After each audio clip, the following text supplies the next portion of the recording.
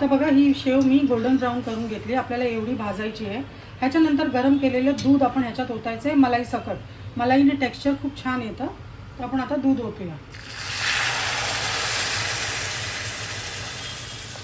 पाव लिटरच्या थोडंसं जास्त आपण दूध ओतलं आहे आणि आपण आता याला थोडंसं मिक्स करून घेऊया.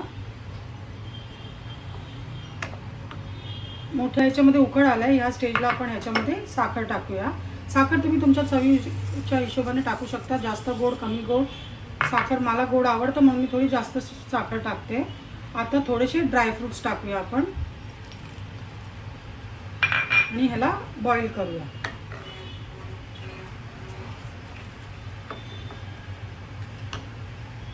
आपण ह्याला आता 5 ते 7 मिनटं फुल गॅसवर उकळून घ्यायचं. आता छान उकळून झालेली आहे. आपण ह्या स्टेजवर ह्याच्यात मावा टाकूया. मावा म्हणजे खवा. मी खवा साधारणपणे 150 ग्राम घेतला आहे. तुम्ही तुमच्या हिशोबाने घेऊ शकता.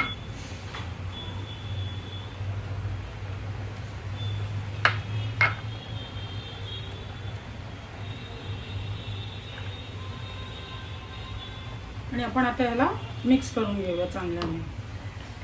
2 ते 3 मिनटं आपण ह्याला हे मावा सगळं मेल्ट होईल आतमध्ये. 2-3 मिनटं आपण ह्याला उकळून घ्यायचं. मग हा थिकनेस बघा तुम्हाला दिसत असेल किती थिकनेस येतोय खीरमध्ये. मावा टाकल्यानंतर ऑलरेडी दूध थिक झालं होतं आणि मावा टाकल्यानंतर अजून थिकनेस येतोय त्याच्यात. आता हे बघा किती थिक झाली आहे. एकदम मस्त कलर आलेला आहे. आणि ह्या स्टेजला आपण ह्याच्यामध्ये शेवटला टाकायची वेलचीची पूड. हे बघा वेलचीची पूड आहे. आपण ती त्याला स्प्रिंकल करायची. थोडी जास्त घातली आहे मी. तुम्ही तुमच्या हिशोबाने घालू शकता.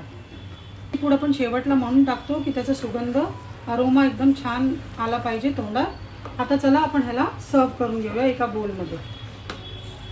बघा ही आपली खीर तयार झालेली आहे. तुम्ही मला कमेंट बॉक्समध्ये नक्की सांगा की तुम्हाला ही खीर कशी वाटली. लाईक शेअर सबस्क्राईब नक्की करा. मी आता हे साखर नाही कारण मला देवाला नैवेद्य दाखवायचं आहे. तर भेटूया पुढच्या व्हिडिओमध्ये. बाय.